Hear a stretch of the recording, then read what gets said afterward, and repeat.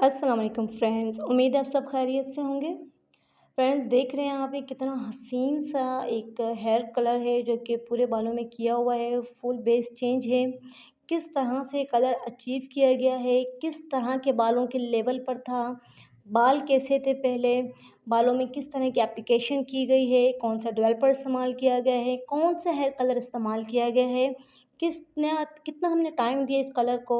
ये सब अगर आप इन डिटेल देखना चाहते हैं तो वीडियो को पूरा देखिएगा। वीडियो को वैसे मैंने ऑलरेडी बहुत शॉर्ट बनाया है। वीडियो को आप अगर कंटिन्यू देखते हैं तो इंशाल्लाह ताला आपको कलर बहुत अच्छे से समझ आ जाएगा। और वो जो बिगनर्स हैं, जो न्यू हैं, जो लर्नर्स हैं, उनके लिए बड़ी हेल्पफुल होने वाली है ये वीडियो। सेलेक्टिव के प्रोडक्ट से काम हुआ है, सेलेक्टिव एकेडमी में ही ये काम हुआ है आर्टिस्टा में।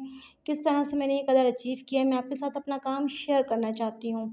तो आई होप आप में से वो लोग जो कि न्यू हैं, ये जो सीखने वाले हैं, उनको ये बहुत अच्छी लगेगी। लेकिन साथ ही आप लोगों से रिक्वेस्ट है कि प्लीज़ स्किप किए बगैर आप वीडियो को पूरा देखिएगा। जो न्यू लोग हैं, चैनल को सब्सक्राइब करना मत भूलिएगा, लाइक, कमेंट, शेयर करना मत भूलिएगा। आपकी सपोर्ट की ज़रूरत मुझे और मुझ जैसे जो बाकी यूट्यूबर हैं, उनको हम सबको रहती है।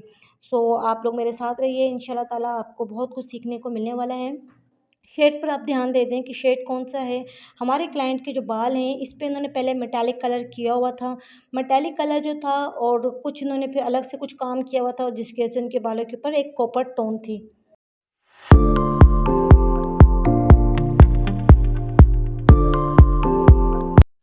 ये देखिए, ये हमारे क्लाइंट का ओरिजिनल हेयर है। इनकी अगर आप रूट्स देखें तो रूट्स इनकी 4 लेवल की हैं। अगर आप इनके बालों का जो नीचे लेंथ का देखें बाल, तो ये मेटालिक डाई किया हुआ था इसके ऊपर, जो कि ब्लैक था, लेकिन ब्लैक के ऊपर उन्होंने फिर कोई प्रोसेस किया हुआ था जिसकी वज़ह से थोड़ा-सा बाल उनका लाइटर हो गया था। ग्रे हेयर इनका नहीं है, ठीक है? फिर इनका जो अपना ओरिजिनल हेयर था, इसके ऊपर कहीं-कहीं हाइलाइट भी की हुई थी। दरमियान में आप एक लेयर देखेंगे जिसके ऊपर स्ट्रैंड टेस्ट लिया हुआ था, जो कि बहुत ही ज़्यादा लाइटर थी। आप उन बालों को भी नोटिस करें, यानी कि इन बालों के ऊपर एट अ टाइम बहुत सारे कलर ऑलरेडी आ रहे थे। अब हमारी क्लाइंट को फुल एक ही सेम कलर चाहिए था, लेकिन वो फैशन कलर की तरफ ही जाना चाहती थी, वो कोई डार्क टोन नहीं चाहती थी।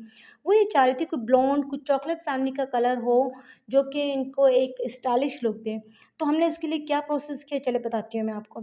सबसे पहले सेलेक्टिव का ग्रीन पिगमेंट है मेरे पास, वीडियो मैंने तेज़ की हुई है। 6.31 का कलर है मेरे पास, प्लस हमारे पास 10 वॉल्यूम डेवलपर जिससे हम काम करेंगे, ठीक है? तो हमने सबसे पहले एक बाउल लेना है, बाउल में मैंने 6.31 का कलर लिया। 6 जो है आपको पता है 6 लेवल का कलर आपके बालों में आएगा, जो chocolate family blonde dark blonde family का कलर है। जो पॉइंट के बाद 3 है, ये गोल्डन को शो करता है, यानी कि गोल्डन रिफ्लेक्शन आएगा। 3 के बाद फिर 1 है, जो कि आपको रिफ्लेक्शन देगा ऐश का। तो 6.31 यानी कि आपको ब्लॉन्ड के अंदर जो शेड नज़र आएगा गोल्डन ऐश का नज़र आएगा, ठीक है? साथ में मैंने इस्तेमाल किया ग्रीन पिगमेंट। ये पिगमेंट होता है लिक्विड, ये पिगमेंट डार्कर होता है और ये बहुत परमानेंट होता है। अगर आप कोई क्रीम बेस डालते हैं पिगमेंट डिफरेंट कंपनीज़ के, जैसे ग्रीन कलर हम डाल सकते हैं, वो जल्दी निकल जाते हैं। तो हमने लिक्विड सेलेक्टिव का जो पिगमेंट है वो इसके अंदर डाला। ये ग्रीन पिगमेंट डाला क्यों, यहाँ पर ये भी समझिएगा। लेकिन पहले आप डेवलपर देखिए, मैं डेवलपर कौन-सा डाल रही हूँ। मैं 10 वॉल्यूम डाल रही हूँ, लेकिन ब्लू कलर का डाल रही हूँ। ब्लू कलर क्या करेगा, जो बालों के अंदर रेड पिगमेंट ऑलरेडी मौजूद है, ये उसको किल करेगा, न्यूट्रलाइज़ करेगा। जो ग्रीन पिगमेंट है, ये जो हमारे बालों के अंदर पिगमेंट आया हुआ है, ये उसको न्यूट्रलाइज़ करेगा, ठीक है? देखिए ब्लू कलर जो होता है ये भी आपके पिगमेंट को ख़त्म करता है, जो ग्रीन है ये भी पिगमेंट, ग्रीन जो आपके रेड पिगमेंट को ख़त्म करता है। तो हमारे एशियन बालों के अंदर रेड पिगमेंट ऑलरेडी होता है, ठीक है? तो हमने ग्रीन डाला ताकि रेड का पिगमेंट हमारा ख़त्म हो जाए, और जो ब्लू डाला हमने, ब्लू डेवलपर, वो हमारे ऑरेंज के पिगमेंट को कम करेगा, क्योंकि इसके अंदर कॉपर टोन बहुत ज़्यादा आ रही थी। अच्छा जी, अब हमने बालों की 4 सेक्शनिंग कर ली है। 4 सेक्शनिंग करने का जैसे हमने किया, आप देख लें कि रूट्स आपको अलग कलर की नज़र आ रही होंगी, लेंथ अलग कलर की नज़र आ रही होगी, मीडियम जो दरमियान का बाल है, मिड का, वो आपको अलग नज़र आ रहा होगा। अब हमने चूँकि 10 वॉल्यूम से काम करना है, तो 10 वॉल्यूम की जब हम एप्लीकेशन करते हैं, तो इसमें हम टेंशन फ्री होके रूट टू लेंथ पूरे हम एंड्स तक काम करते हैं। 30-40 वॉल्यूम को हम कभी भी अपनी रूट्स पर नहीं एप्लीकेशन करते हैं।